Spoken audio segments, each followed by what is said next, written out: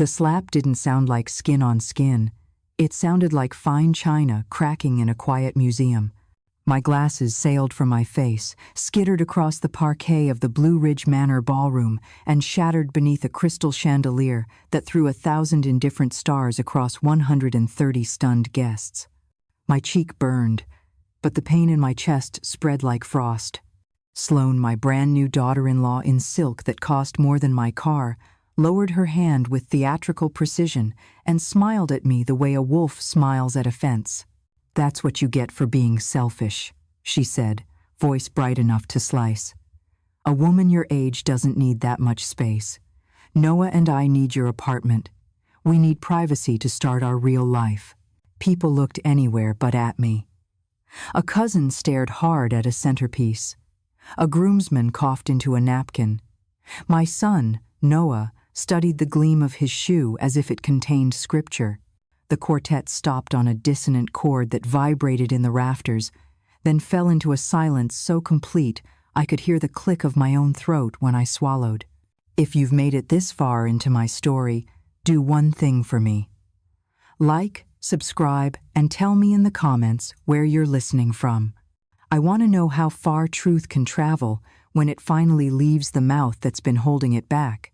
I crouched old habit and gathered the warped frames and glassed the way I've gathered my pride, my patience, and the slivers of respect people drop when they think you're too gentle to bend down and pick them up. The chandelier blades sent spears of light into my eyes, and the room tilted for just a breath. I stood slowly, smoothed the thrift store dress Sloane had mocked earlier. "Vintage, how brave," she'd said, and searched for Noah's face. He didn't raise his head. "You're not welcome in our home anymore," Sloane continued, resettling her veil as if the air itself had misbehaved. "You create drama. You refuse to make sound decisions. Hand over the keys. We'll make sure you're taken care of."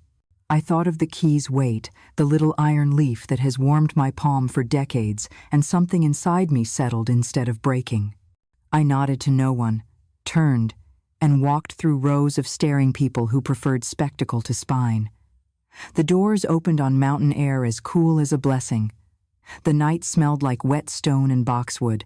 Crickets insisted on their small music, unafraid of chandeliers or human cruelty. The parking lot lamps painted my old sedan the color of pewter.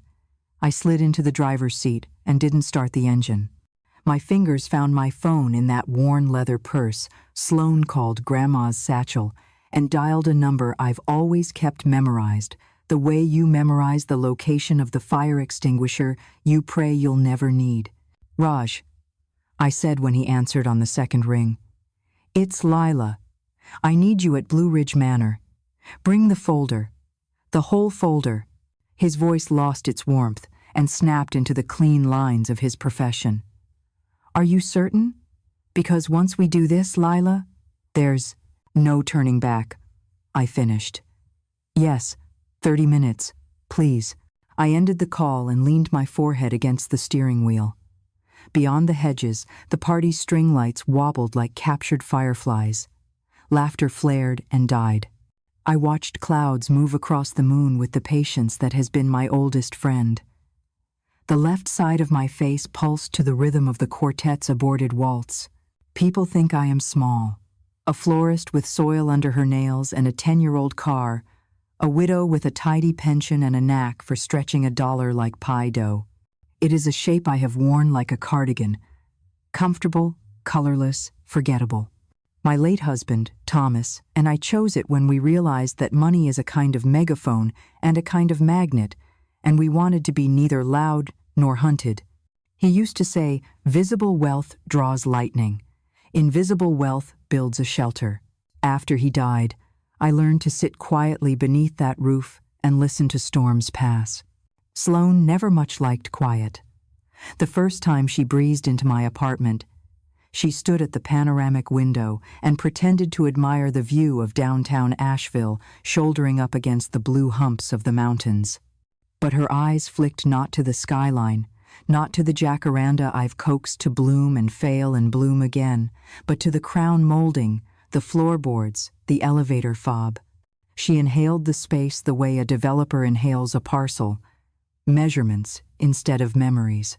"How cozy," she said, and the word lay on the floor between us, still damp with contempt. Noah started using phrases I recognized only from brochures. Appropriate for your age, safety, ease of living. Sloane's parents, Whit and Darlene, arrived one evening with smiley folders and statistics about falls, loneliness, financial exploitation. They tried to make cages smell like lavender. They tried to turn my home into their second chance.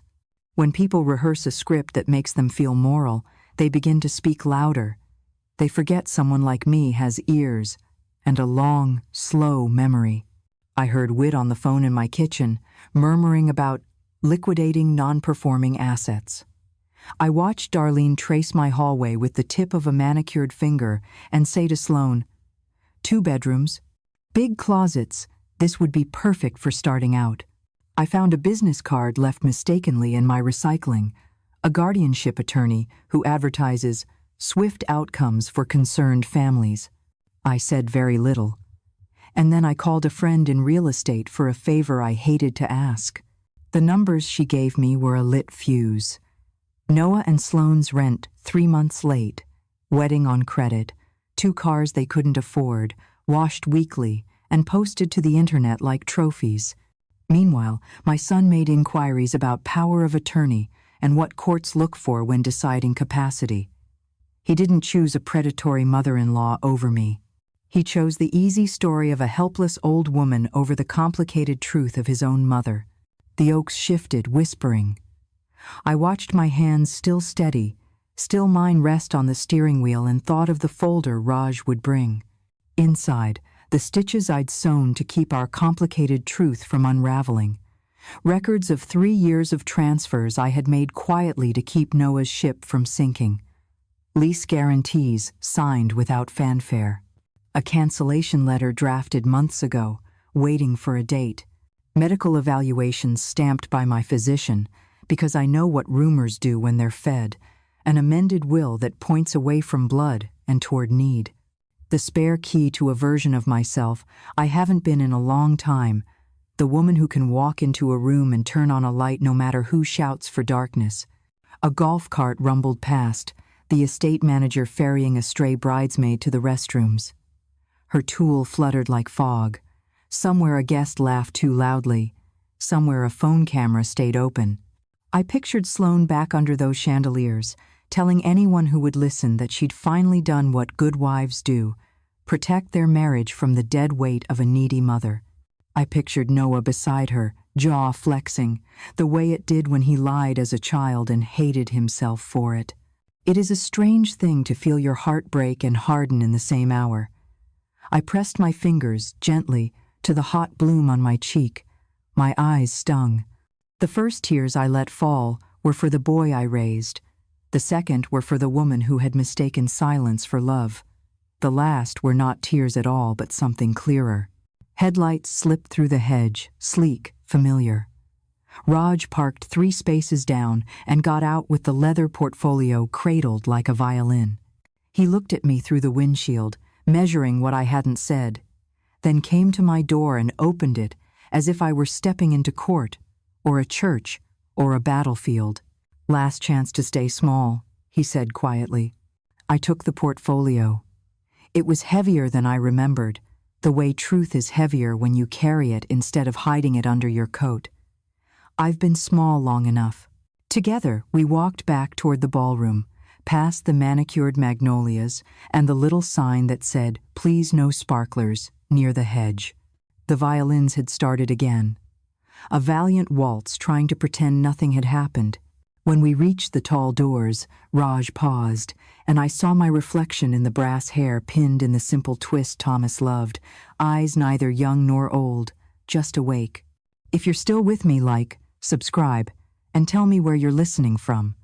I have a feeling the road this truth will travel is longer than the aisle I'm about to walk. I pressed the handle and stepped back into the light. The chandeliers burned brighter when I stepped back inside, as though the room itself wanted to see me flayed. Music fluttered to a halt for the second time that night, the quartet bowing their heads not out of respect but out of instinct, animals ducking before a storm. Conversations stuttered, cut short in mid-laugh. The smell of champagne and peonies thickened in my throat. Raj walked beside me, his leather portfolio under one arm, his expression carved from stone. He had the bearing of a man who had spent decades guiding families through inheritances, disputes, and silent wars. Tonight, he was my armor. I let my eyes sweep across the room. Noah finally looked up, his mouth parting as though he wanted to speak but found no words. Sloane stood at his side, chin tilted, the smudge of victory still on her lips. When she saw Raj, the victory faltered. She knew his type: professional, unshakable, a man who carried paper like weapons. "Mother, what are you doing?"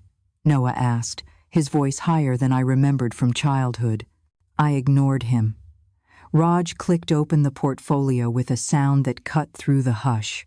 "Ladies and gentlemen," he said evenly, "I apologize for interrupting, but Mrs. Lila Mercer has authorized me to present some urgent matters of record. It will take only a few moments." A ripple of unease slithered through the guests. They leaned forward, drawn to the scent of scandal. I caught sight of Whit and Darlene Archer at the head table. They stiffened in unison, like puppets sharing one string. Raj's hand moved with practiced precision.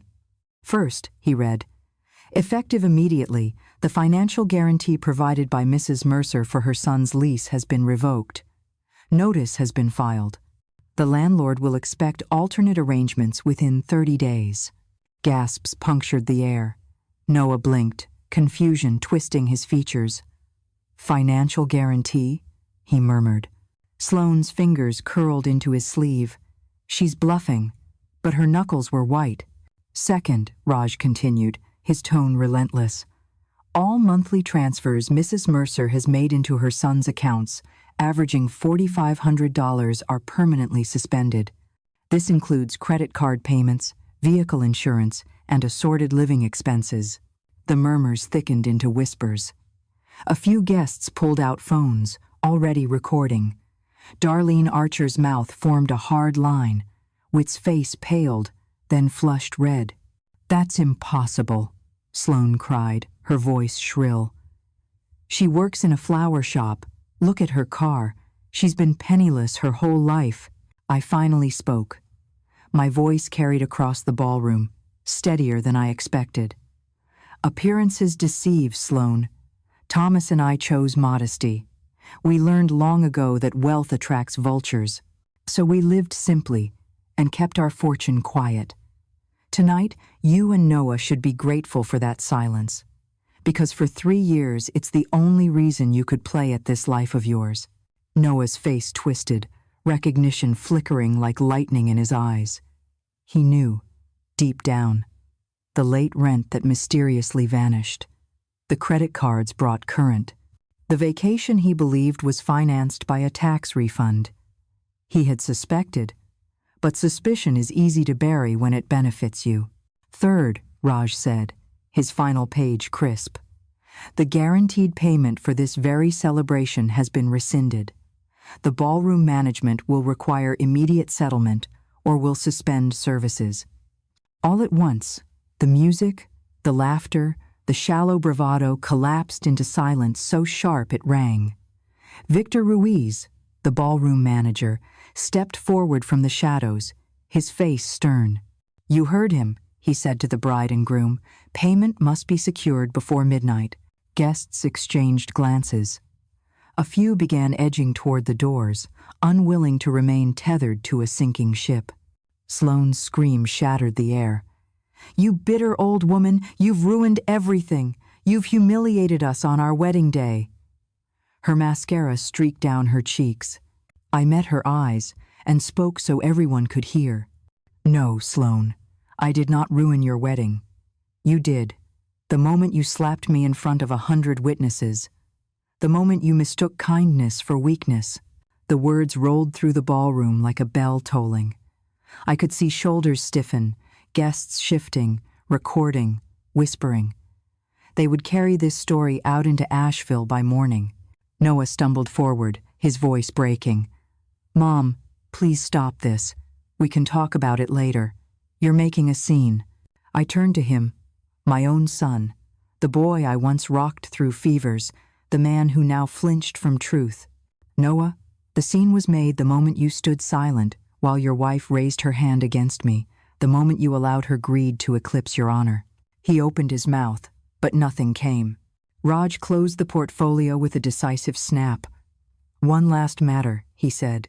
"Mrs. Mercer has amended her will. All assets once designated for her son are now bequeathed to the Mountain Laurel Trust, a fund dedicated to protecting elders from abuse." The room erupted, gasps, murmurs, even laughter from some corners. Whit Archer dropped his napkin. Darlene's hand trembled against her pearls. Sloane's legs buckled, and she sank into a chair, sobbing. "You can't do this. You can't cut us out. We're your family." I stepped closer, my voice cold as riverstone. Family does not conspire to strip an old woman of her home. Family does not humiliate their own in public. Family does not measure love in square footage and bank accounts. If that is your definition of family, then I am grateful to be without it. The chandeliers blazed down, harsh and merciless, illuminating every crack in their perfect facade. For the first time in years, I felt taller. I turned to Raj. "We're done here." And together, we walked out, leaving behind a ballroom heavy with shame, shock, and the crumbling empire of two people who thought they could build their kingdom on my silence. The night air outside was cooler than I expected, sharp with the scent of pine drifting down from the Blue Ridge.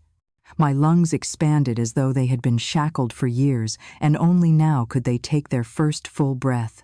Behind me, chaos churned the scrape of chairs, the rising hum of frantic voices, Sloane's sobs slicing through the ballroom's gilded doors.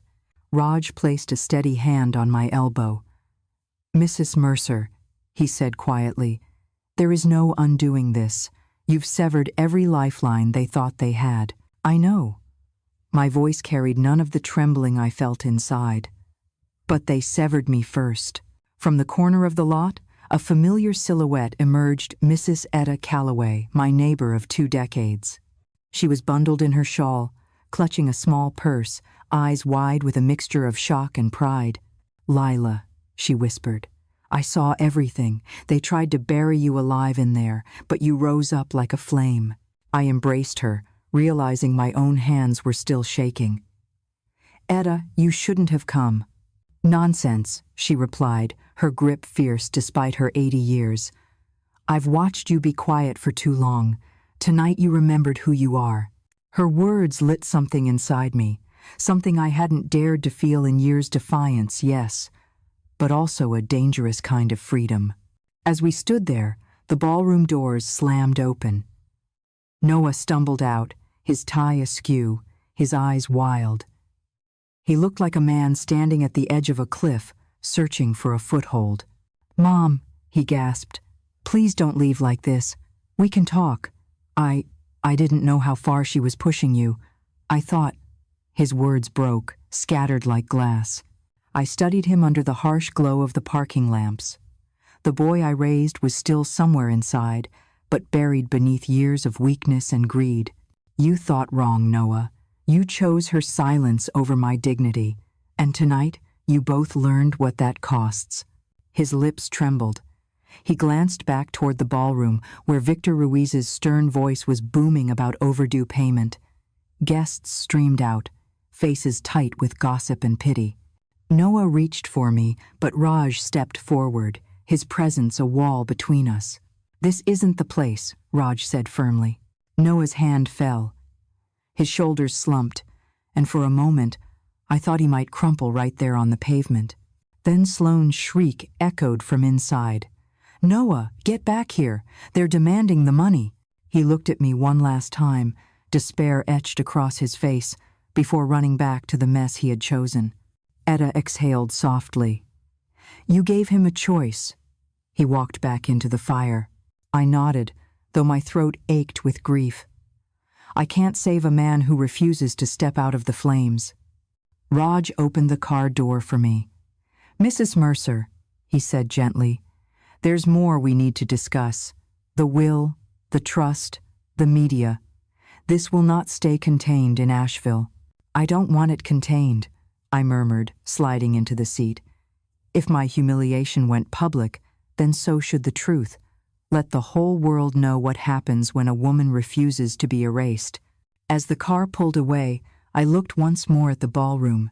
The chandeliers still burned, but now they looked less like stars and more like interrogation lights, merciless, exposing, stripping every false layer away. For the first time in years, I didn't feel invisible. I felt seen. The following morning, I awoke to a silence so heavy it felt deliberate, as though the world itself was waiting to see what I would do next. My cheek still throbbed faintly from Sloane's slap, the mark hidden beneath a faint bruise. Yet the greater ache was deeper, a mixture of betrayal and something sharper, almost like rebirth. I brewed a pot of chicory coffee, its bitter richness steadying me, and carried it to the balcony that overlooked the French Broad River. From here, Asheville stretched out in pastel tones, mountains soft in the distance, rooftops touched by dawn. This had been my sanctuary, my fortress of modesty. And now the world knew it was also a vault of secrets. The newspaper arrived with a heavy thud. On the front page, nestled between election coverage and a story about wildfire risks, was a photograph grainy but unmistakable of me standing in the ballroom, with Raj at my side. The caption read, "Heiress exposes family at wedding spectacle." I traced the words with my fingertip. So it had begun. My phone vibrated endlessly. Missed calls, messages, unknown numbers. I ignored them until one name appeared that I couldn't. Noah. I let it ring twice before answering. "Mom," he said, his voice ragged. "They're tearing us apart. Reporters, creditors, everyone's calling. You didn't have to do this." "I had no choice," I replied evenly. "You forced my hand when you stood silent. You think I wanted that? You think I liked watching her slap you?" His voice cracked. "But I couldn't stop it, not there, not with everyone watching." "Not there? Or not ever?" My tone was sharper than I intended. "You've been choosing silence for months, Noah." That night was only the crescendo. On the other end, only breathing, heavy, ashamed. Finally, she's pregnant." The words knocked the air from me. Pregnant. A grandchild I hadn't even dreamed of, now tethered to a woman who despised me. "That changes nothing," I said, though my hands trembled on the railing. "If anything, it makes what I did more necessary.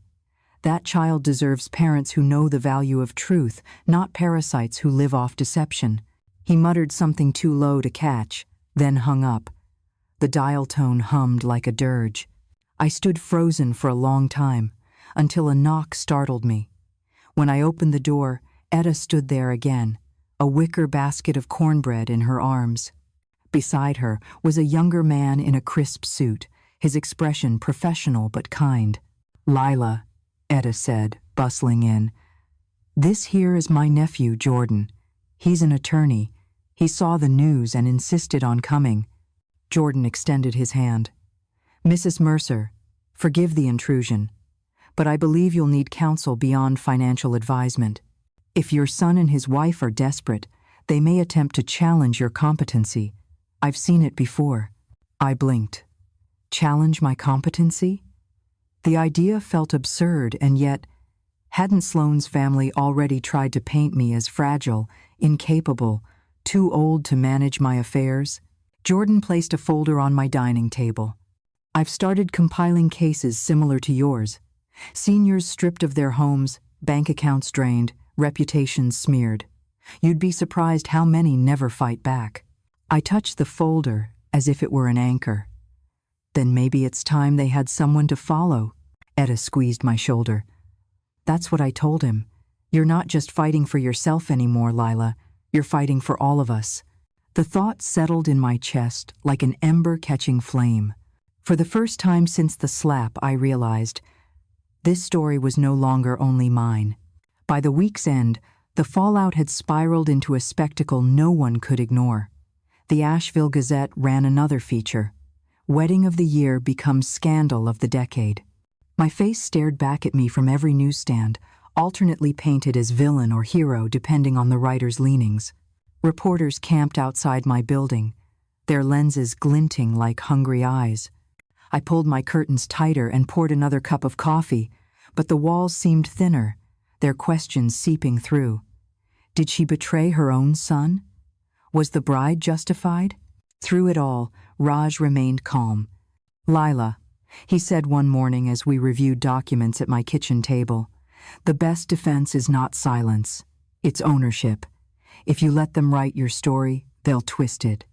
You need to tell it yourself." The idea chilled me. A public interview? My life? My secrets? Laid bare before strangers? But then I thought of Sloane's triumphant smirk as she declared me obsolete. I thought of Noah's silence, of that unborn child whose first legacy was greed and deceit. I nodded. "Then let's find the right place to tell it." Meanwhile, Noah's desperation deepened. He appeared at my door one night, disheveled, eyes rimmed red. "Mom, we're being evicted," he confessed, his voice small. "The lease you pulled your guarantee, the landlord's giving us 30 days. You should have thought of that before conspiring against me," I said quietly. He sank into my armchair, the same one he had curled in as a boy during thunderstorms. "She says I should sue you for elder neglect, that we can prove you're losing your mind." A blade between my ribs. "And do you believe her?" His gaze flickered, shameful, uncertain. "I don't know what I believe anymore." I walked to the mantel, picked up a framed photo of him at 8 years old, grinning with 2 missing teeth. I held it toward him. "Do you see this boy? I raised him on honesty. I raised him to protect, not plunder. If you follow her path, Noah, you bury him forever." He stared at the photo, then set it down as though it burned him. Without another word, he left, the echo of the door closing louder than any shout. That night, I couldn't sleep. The river outside churned dark and restless, and so did I. Their plan wasn't just greed anymore, it was war. And wars were not won by defense alone. The next morning, I called Jordan. "File whatever you must. Conservatorship challenges, defamation suits, prepare for everything. They've declared battle. I intend to finish it." Jordan's voice was steady, resolute. "Then, Mrs. Mercer, we'll make sure the battlefield is on your terms." 2 weeks later, the storm reached its breaking point. The Asheville Civic Forum had invited me for what they called a community conversation on elder rights. In truth, it was a televised panel designed to feed the frenzy my story had ignited. I arrived at the auditorium in a navy dress, pearls at my throat, my hands steady for the first time in months. Raj and Jordan flanked me, silent sentinels. The seats were filled with neighbors, journalists, and strangers whose eyes gleamed with curiosity. When the lights dimmed and the moderator introduced me, a hush fell. Cameras swiveled. I took a deep breath and leaned toward the microphone. "My name is Lila Mercer," I began. "I am 70 years old, and 3 weeks ago I was slapped by my daughter-in-law on her wedding day for refusing to hand over the keys to my home." A murmur rippled through the crowd. That moment was not just about humiliation, it was about a truth far too many of us know. A truth where age is mistaken for weakness, where family ties become shackles of exploitation. I recounted the subtle manipulations, the staged interventions, the financial vultures circling my apartment. I told them about secret transfers that had kept Noah and Sloane afloat, about the way greed dressed itself in the costume of concern. "But let me be clear," I said, my voice rising. "This is not only my story. It is the story of every elder whose dignity has been chipped away in silence. It is the story of every parent who is told they are a burden. It is the story of anyone who has mistaken kindness for weakness." The applause started tentative, then swelled until it shook the rafters. Later, as I stepped off the stage, Lucy found me in the wings. her eyes glistening. "Aunt Lila," she whispered, "do you know what you just did? You didn't just defend yourself, you gave a voice to hundreds of others who thought they were alone." For the first time in years, I felt a strange lightness, as if some invisible weight had shifted from my shoulders. But I also knew the fight wasn't over. The rumors spread by Sloane hadn't stopped. Noah's silence had deepened into estrangement, and lurking ahead was a courtroom where truth and manipulation would clash head-on. As I left the auditorium, flashbulbs exploded, and reporters shouted my name. But inside, I carried only one thought. They wanted a war. Now the world would witness how I intended to win it. The courthouse in downtown Asheville loomed gray and unyielding the morning of the competency hearing. Its stone columns seemed designed to intimidate, to make ordinary people feel small. But I refused to bow my head. Raj walked at my left, carrying a briefcase stuffed with documents. Jordan on my right, her heels clicking a steady rhythm of defiance. Inside, the air smelled faintly of varnish and fear. Reporters swarmed the hallway, their cameras flashing. They weren't here for some minor probate matter, they were here because the slapped mother-in-law had become a public fascination, a living, cautionary tale. In the courtroom, Sloane sat rigid beside Noah, her designer suit too crisp, her lips pressed into a hard line. She didn't look like a bride anymore, she looked like a woman cornered, a fox baring her teeth. Noah avoided my gaze, his shoulders hunched as though the weight of shame had finally begun to crush him. The judge, a sharp-eyed woman in her 60s named Judge Ellery, called the case to order. Petition to assess the competency of Lila Mercer. Her tone was clipped, neutral. "Counsel for the petitioners, you may proceed." Their lawyer, a slick man with slicker hair, began to weave a story of a senile widow lashing out irrationally. He spoke of my emotional instability, citing the wedding incident as proof. He held up affidavits from guests describing my outburst. He painted a portrait of a fragile old woman, unfit to manage her affairs. I sat still, my hands folded in my lap, but inside I boiled. When it was Raj's turn, he rose slowly, every movement deliberate. He placed one hand on the stack of folders we had compiled. "Your Honor," he said, "the narrative presented by the petitioners is not only false, it is malicious. Mrs. Mercer is of sound mind and has been the victim of a calculated scheme of elder abuse." He produced photographs of my bruised cheek taken after the slap. He presented the viral videos, each one showing the ballroom scene from a different angle. The courtroom screens replayed Sloane's raised hand, her hissed insults, Noah's motionless complicity. Gasps filled the chamber. Then Jordan took the floor, her voice steady as steel. "We have documented financial records, proving Mrs. Mercer has been the sole benefactor, keeping these petitioners afloat for years. Without her quiet generosity, they would be bankrupt. And this," she held up a sheaf of emails, "is correspondence between Mrs. Dawson and attorneys specializing in elder guardianship, months before the wedding, planning to seize Mrs. Mercer's assets under the guise of concern." The judge's gaze hardened as she read the damning words aloud. In the gallery, murmurs rose like a tide. Even reporters stopped scribbling, their pens frozen midair. Finally, Judge Ellery turned toward me. "Mrs. Mercer, do you wish to make a statement?" I stood, my knees steady, my voice clear. "Your Honor, I may be 70, but I am not senile. I know when I am loved, and I know when I am used. What you have witnessed here is not the confusion of old age, it is the clarity of betrayal. My son and his wife tried to strip me of dignity, of property, of voice. But I am here, standing before you, to say I will not be erased." The silence that followed was thunderous. Then Judge Ellery's gavel cracked once. Petition denied. "Mrs. Mercer is fully competent. Furthermore, I am referring this matter to the District Attorney's Office for potential charges of elder abuse and fraud." Sloane's face drained of color. Noah buried his face in his hands.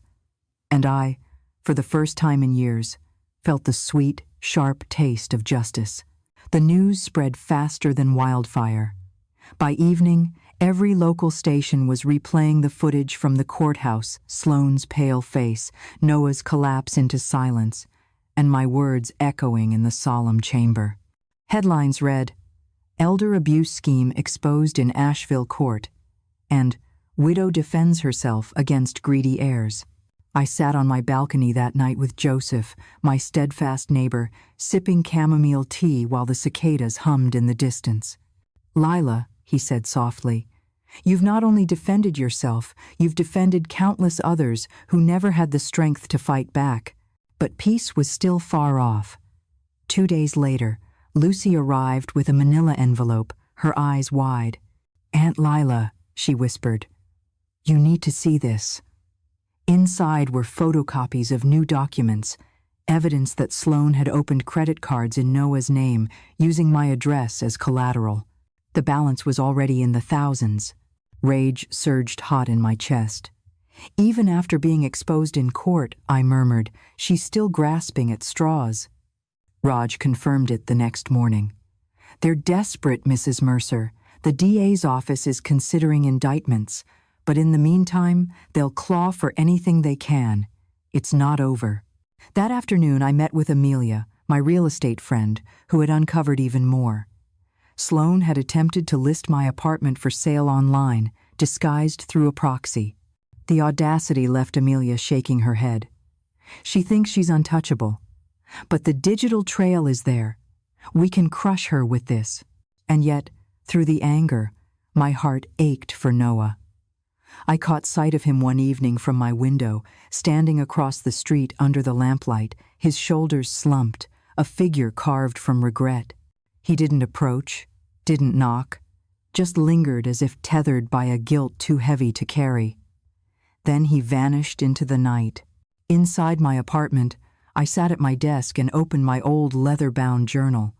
For weeks it had remained empty, but now my pen raced across the page. They thought age meant weakness. They thought silence meant consent.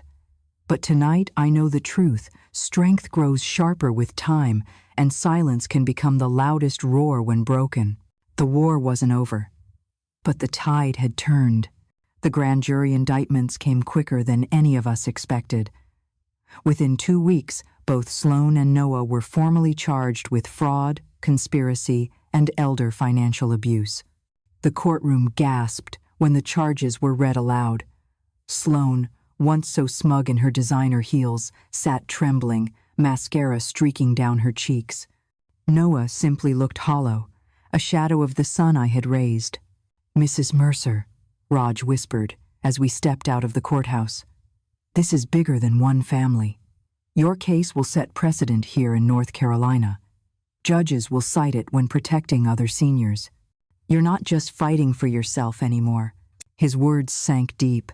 I had felt the burden of my fight, but now I recognized it as a calling. That evening, Lucy helped me set up a small gathering at the local library. Flyers had gone up. "Know your rights.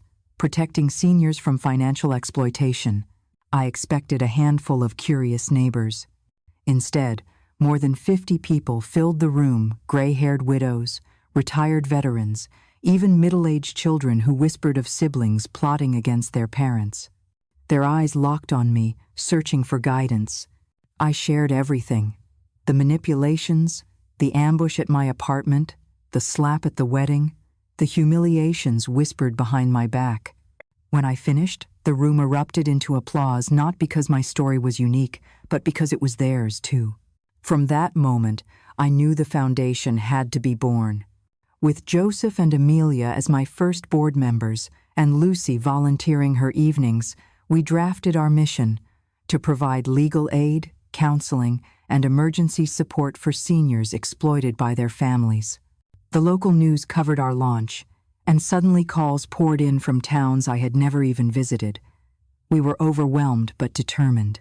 For every case of betrayal, we offered a hand, a plan, a voice that said, "You are not alone." And yet, at night, I still wrestled with dreams of Noah as a boy, his laughter in the park, The nights he cried over scraped knees, the way he once clung to me after Robert's funeral, whispering, "I'll take care of you, Mom." I would wake drenched in tears, asking myself if the boy I loved so fiercely still lived somewhere inside the broken man across the courtroom. 6 months passed, and the trial began. The courthouse was packed each day with reporters, curious onlookers, and families whose own stories mirrored mine. It wasn't just about me anymore. It was about exposing a pattern too many had suffered in silence. On the witness stand, I faced my son. His once bright hazel eyes were dulled with shame, though pride still held his chin high. "Did you or did you not attempt to pressure your mother into transferring ownership of her property?" the prosecutor asked. Noah hesitated, glanced at Sloane, then muttered, "We thought it was what she needed. She couldn't handle it on her own anymore." I wanted to scream, but instead, I spoke calmly when it was my turn. "What I needed," I told the jury, my voice steady despite the tears that burned my eyes, "was respect. What I needed was a son who remembered that family isn't about what you can take, but what you can protect." They saw my home as a prize to claim. They forgot it was the last place I shared with my late husband. They forgot it was sacred. Gasps rippled through the courtroom. Even the judge's eyes softened. The jury deliberated for 2 days. When they returned, the words rang out like thunder. "Guilty on all counts." Sloane collapsed in her chair, wailing. Noah simply lowered his head into his hands, shoulders trembling. I left the courthouse into a swirl of camera flashes and microphones. "Mrs. Mercer, what will you do now?" a reporter shouted. I paused, the autumn wind tugging at my shawl. "I will live, I will heal, and I will make sure no one else has to endure what I did. If my pain can protect another mother, then it was not in vain." That night, I sat on my porch with Joseph and Lucy, sipping chamomile tea. The crickets hummed, the air was cool, and for the first time in years, I felt the weight lift from my chest. The scars remained, yes, but beneath them, something stronger had taken root, purpose. And though part of my heart still mourned the boy I had lost, I realized I had gained something even more powerful, the certainty that dignity, once reclaimed, can never again be stolen. 2 years have passed since that night in the courthouse when my world both shattered and remade itself. Savannah has carried me gently through the storms of grief and into the sunlight of renewal. My life is no longer defined by humiliation or betrayal, but by the quiet strength of rebuilding and the purpose I've chosen to live by. The first major step I took was founding the Mercer Foundation for Dignity and Justice. It began humbly, operating out of my own apartment, with Joseph keeping records in spiral notebooks and Lucy organizing phone calls from a folding chair at my kitchen table. But word spread quickly. Seniors who had been silenced, manipulated, or stripped of their independence came forward. Their voices filled the same rooms where my own had once been broken, and slowly, we began stitching together a tapestry of resistance. Now the foundation occupies a restored brick building downtown, with sunlit offices, a community kitchen, and a legal aid clinic staffed by volunteers. Lucy, whose compassion shines brighter than ever, runs workshops for families helping both parents and children recognize the difference between love and exploitation. Joseph, whose humor can warm even the darkest room, delivers lectures titled "Respect at Any Age." His audience ranges from local college students to retirement home residents, each leaving with a new understanding of dignity. I myself have found a new rhythm. 3 mornings a week, I work with our foundation's legal team, providing testimony in cases where seniors are being pressured into signing away homes or pensions. Other days, I tend to the garden we planted in the foundation's courtyard: roses, rosemary, lavender, all flourishing under the Georgia Sunday. Neighbors stop to talk, share their stories, or simply breathe in the scent of resilience growing from once barren soil.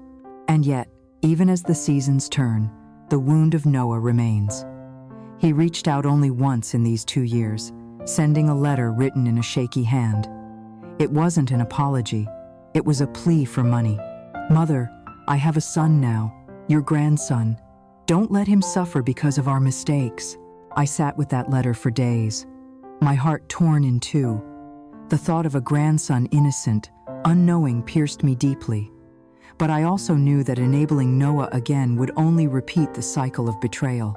In the end, I set up a trust fund in the boy's name, one he will inherit at 18. Until then, my door remains closed to his parents. And perhaps that is the hardest lesson of all, that love does not mean surrendering to abuse. That sometimes the greatest act of love is the strength to say no.